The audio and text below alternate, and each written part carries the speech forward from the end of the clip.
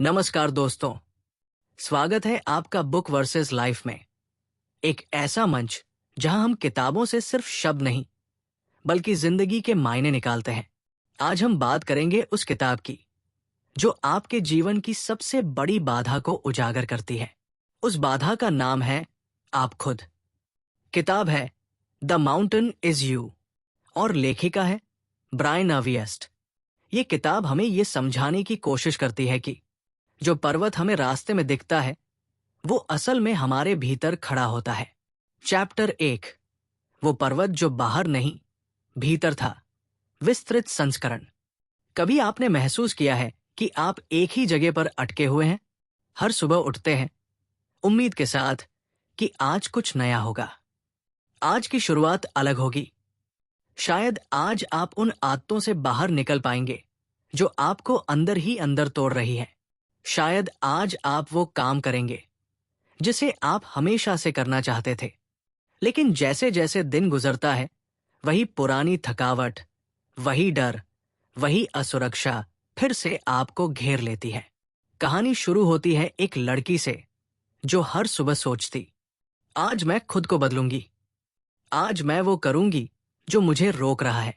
लेकिन हर शाम वो खालीपन, वो असफलता और वो अकेलापन उसे फिर उसी जगह पहुंचा देता जहां से वो चली थी। कई लोग यही सोचते हैं, मेरे पास समय नहीं है, मेरे पास पैसा नहीं है, मेरे पास सपोर्ट नहीं है।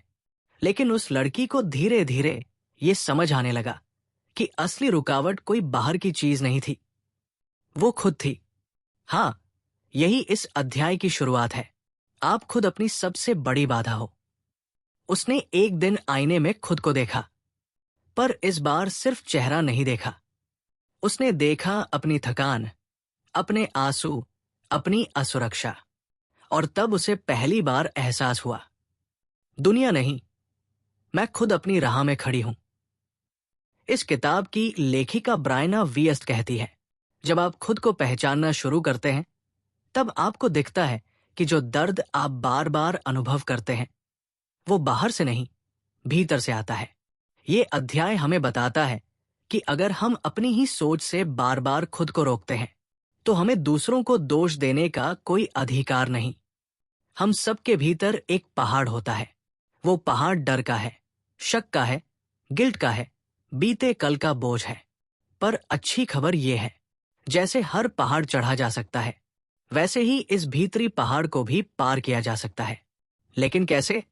ब्रायना बताती है, सबसे पहले आपको ईमानदारी से खुद को देखना होगा।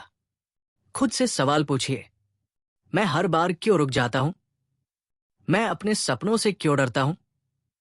क्या मैं अपने ही भीतर की आवाज से हार रहा हूं? और जब आप इन सवालों से भागना छोड़ देंगे तब शुरू होगी आपकी असली यात्रा, उस पर्वत को पार करने की जो आपने खुद खड़ा किया है। इस अध्याय का सार है, तुम अपने सबसे बड़े शत्रु भी हो और सबसे बड़े साथी भी। यही वो क्षण है जब आप आईने में सिर्फ एक चेहरा नहीं देखते बल्कि एक योद्धा को देखते हैं जो खुद से लड़ रहा है। और जब आप ये लड़ाई जीतते हैं तो पूरी दुनिया आपको रोक नहीं सकती। चैप्टर 2, सेल्फ सैबोटेज, जब हम खुद को चोट पहुंचाते हैं। क्या आपने कभी कोई अच्छा मौका आने पर खुद से कहा है, नहीं, ये मेरे बस का नहीं है, मैं इसके लायक नहीं हूं? तो समझिए, आप खुद को तोड़ रहे हैं। सेल्फ सैबोटेज का मतलब है अपने सपनों के खिलाफ खुद ही साजिश करना। ब्रायन अविएस्ट कहती है, सेल्फ सैबोटेज तब खत्म होता है जब हम खुद को समझते हैं, अपनाते हैं और प्यार करते हैं। ये अध्याय हमें बताता है कि अगर हम अपने डर, गिल्ट और असुरक्षाओं की जड़ तक पहुंच जाए तो हीलिंग शुरू हो जाती है। यहां एक छोटा सा अभ्यास करें। जब भी कोई मौका आए और आप डरें तो खुद से पूछिए, क्या मैं खुद को रोक रहा हूं? अगर जवाब हाँ है तो कदम बढ़ाइए, बस 1%। चैप्टर 3, डर जो रास्ता दिखाता है। डर को हम दुश्मन समझते हैं, पर असल में डर एक दिशा सूचक होता है। डर वही होता है जहां हमारी ग्रोथ छुपी होती है।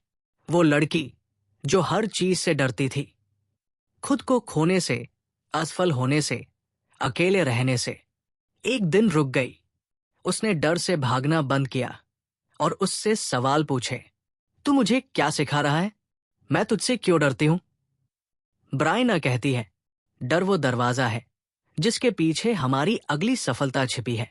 तो अगली बार जब आप डरें तो मत भागिए, उसे देखिए, पहचानिए और समझिए कि वो आपको कहाँ ले जाना चाहता है। चैप्टर 4, पुरानी आदतें नया जीवन।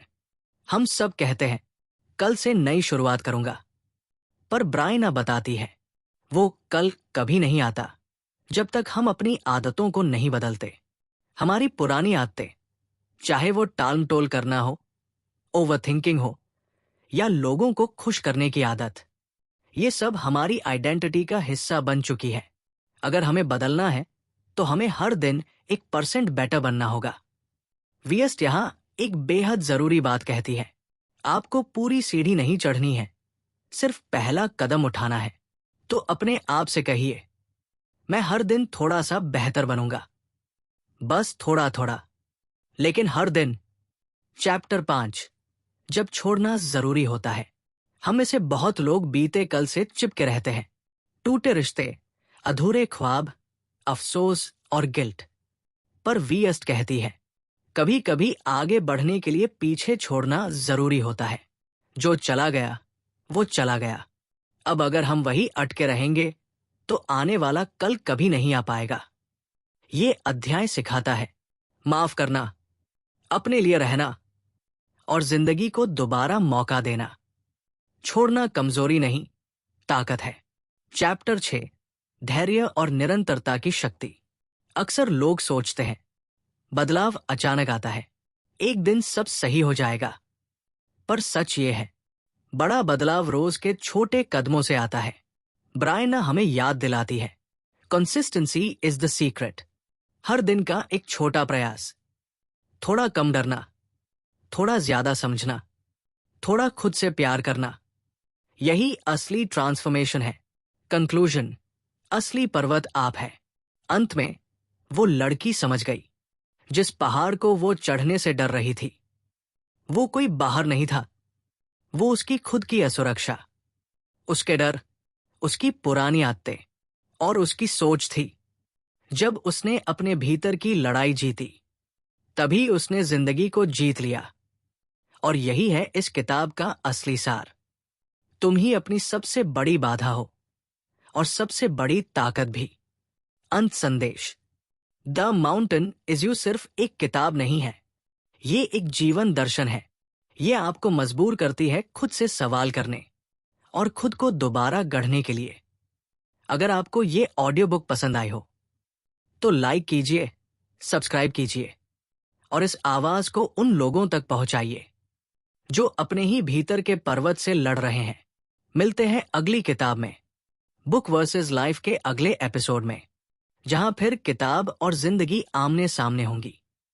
धन्यवाद।